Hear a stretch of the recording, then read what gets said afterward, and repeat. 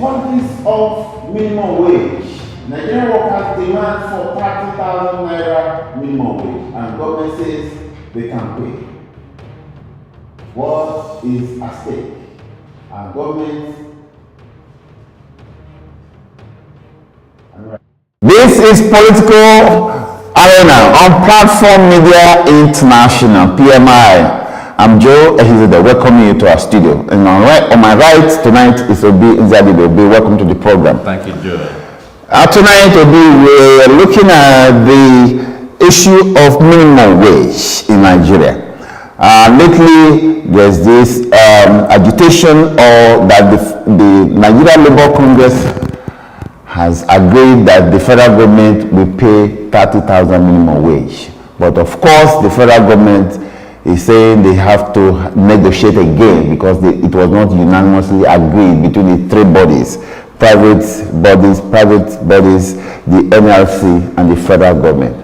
And even the governors are agitating that they cannot pay 30,000 naira minimum wage. Obi, in the current state of inflation in Nigeria, 30,000 to me is chicken change. And the government says they cannot pay. And Nigerians, how they survive is beats me hollow. What are your views? Well, my first view is that we should change the name from minimum wage to a living wage. What Nigerians are getting is not a living wage. No one can survive on 18,000 naira per month. No, they moved it to 30,000. It has been 18,000. Yeah, it has been 18,000, yes. And over the last 5 or 10 years, people have been paid. What has been happening is that the government seems to be saying to the workers, we know what we are giving you on a monthly basis is not enough. So you can go help yourself. Don't come to work most of the days. Open businesses, be corrupt, be unmotivated. Relying on self-help. Rely on self-help, so that is precisely what has been happening over the last several years. And now that they want to move it to 30,000 naira, it is still going to be the case. It is not enough, but it is better than 18,000. Obi, you have just mentioned that 30,000 naira is a living wage. Even the government lacks moral authority saying they can pay. And then the same country where you have people living in opulence, and yet they are arguing that they can pay. They can pay. They can pay. But some state governments are arguing that they go into insolvency if they pay the 30,000. Oh, they can't afford to pay. The mistake the labor union did when they agreed on 18,000 was probably because the rate of exchange at that time made it equal to about $100. Yeah. So if they had tied the living wage or the minimum wage to the dollar value, each time there is an increase or change in the value of the dollar, the minimum wage should rise automatically without records to discussion. So that was the error they made, and I would prefer to do it now. But the technicalities of it is what is bothering me, because it's the government of the day, federal government cannot unilaterally approve that, they have to take it to the House. They cannot. Again, why would Labour be negotiating with the federal government when the bulk of the workers belong to local governments and the state government? So the discussion should involve a wider group of people. It shouldn't be only a question about having them pay minimum wage. It should be to have a law to say that the revenue that accrues to the local government should directly go to the local governments. Because if it does, then the 774 local governments we have in Nigeria will be in a position to pay their workers. Now, I was just trying to make some calculations here. 30,000 naira, equivalent of maybe our Canadian dollar, is just like, it's a chicken change. It's like what you feed your family with. I'm not, for those of you back home in Nigeria, this is not a question of using hyperbolical rhetorics. That money is not enough to feed a family in one weekend. And how Nigerians manage to survive is what is bugging me today. And for the fact that government is still arguing that they cannot pay shows that government have no human face in Nigeria? Oh, they do. They do. Who is the government? You see, the workers are willing to accept those peanuts, so the government is giving it to them. You know, in management sciences, I studied about, it's a story, I studied about union representative that went to the manager to ask for a washroom for the ladies. And the manager said it will be done in a month's time. But when 500 ladies showed up in front of the manager's office, they were carpenters setting up the washroom the next second.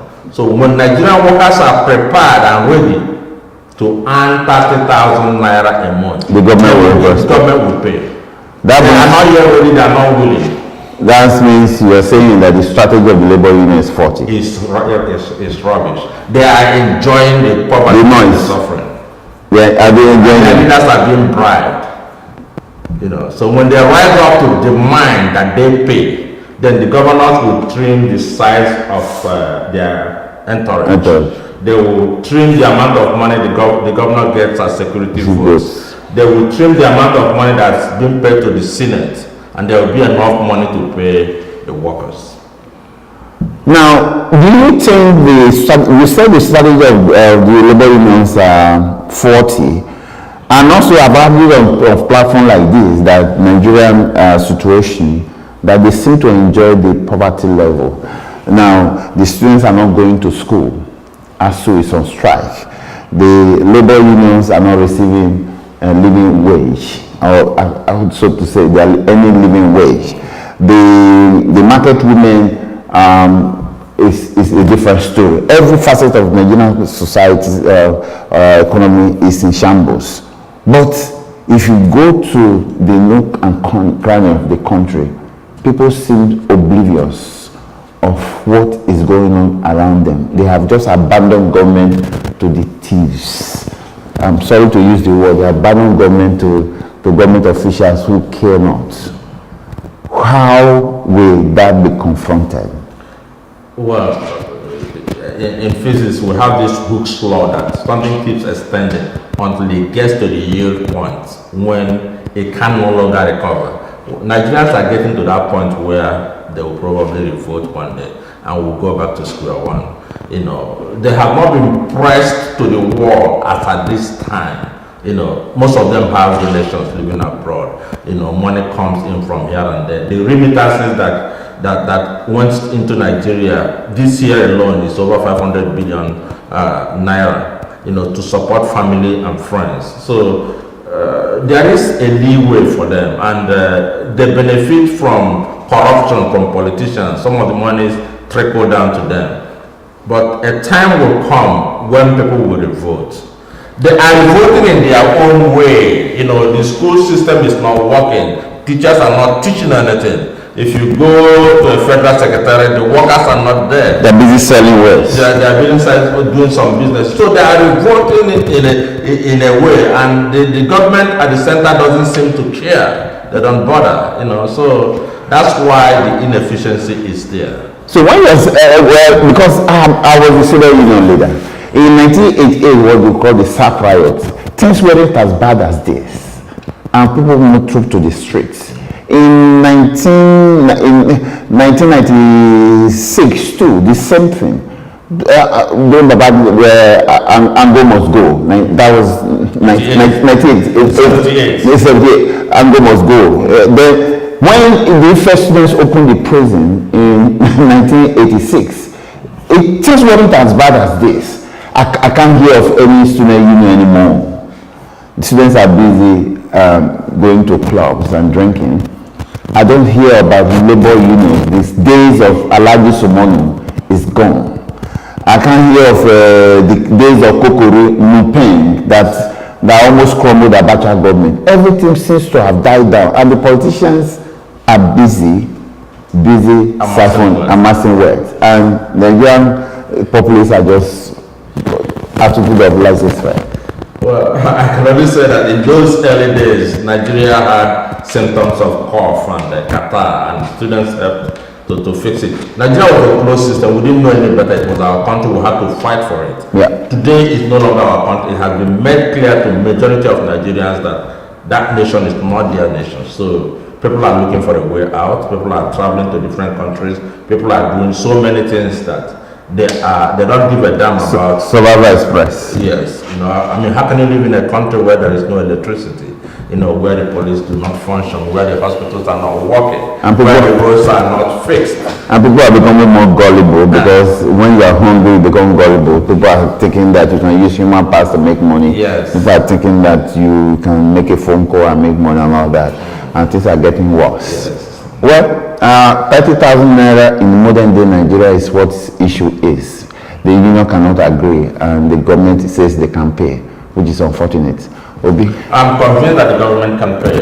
If the workers want to be paid, the government will pay and can pay. Obi, you can't say it enough. The onus is on the Nigerian populace, Nigerian workers to demand what is right now seems to be their right. But of course, they are being distracted. Obi, I want to thank you for coming to the program again. And I hope the Nigerian workers are listening to you to say, take the future into your hands and demand what is yours so that things will get better for you. Right? Obi, thank you for coming and I wish Nigerian workers well. It is me, Joe Ehizode, on Platform Media International, signing off on thank you, Obi, for coming to the program. And for you viewers, thank you for sticking with us. Meet us on Facebook, Twitter, and Instagram. I'm yours sincerely, Joe Ehizode, saying have a happy night rest. Bye-bye.